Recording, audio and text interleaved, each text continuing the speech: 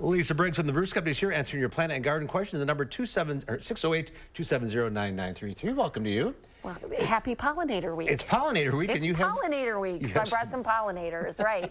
And so we think a lot about, the milkweeds and butterfly weeds and phlox, of course, lots of bees, hummingbirds, butterflies. And then I also brought a coral bells because that's something that we don't often see. Lots of perennials act as pollinators.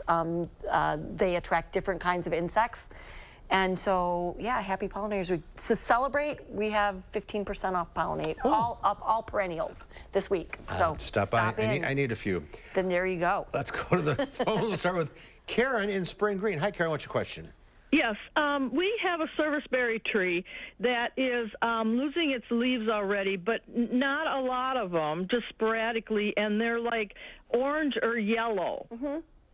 It could be a couple things, Karen. If they have black spots on them, it just could be a fungal disease. You could spray or not spray. The plant will be fine. Also, though, this heat and dryness affects a lot of plants. And so if the yellow and orange leaves are sort of clear without any spots, and it's mostly from the inside of the plant, then it's likely a heat kind of water issue. So I would get out there and put a soaker hose on it and then put some mulch to kind of retain the soil moisture. Okay. Let's go to Dorothy in Milton. Hi, Dorothy. What's your question? My cucumbers and pole beans, I have like little gnats on them, and they're eating the leaves, and I put 7 on them, and they're still on there, and I'm wondering what they are and what to do for it. Well, without seeing the bugs, I don't know exactly what they are. You could certainly use 8, which is a better insecticide for plants that, for insects that are on plants that you actually want to eat the produce. The other thing you could do is put a floating row cover over them. At least the beans don't necessarily need to be pollinated, and a lot of insects fly onto plants, not come up underneath, and the floating row cover will keep the insect pests off of your plants. All right, good luck. Let's go to Pat in Madison. Hi, Pat. What's your question?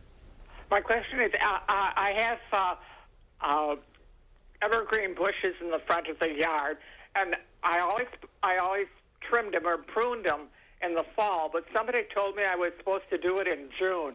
Is that correct? Yeah, I think that's really the best time, especially if you're doing shearing and shaping. It's much better to do it at the end of June or early July after the new growth has hardened off. That allows the plant to set new buds for next year. All right, Stacy from Sauk City, quickly.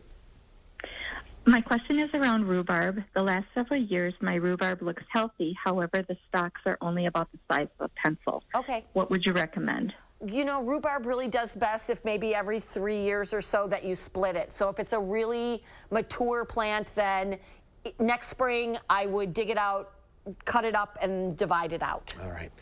We're out of time. If you're on the line, stay there. Lisa will talk to you off the air. Yep. See you next week.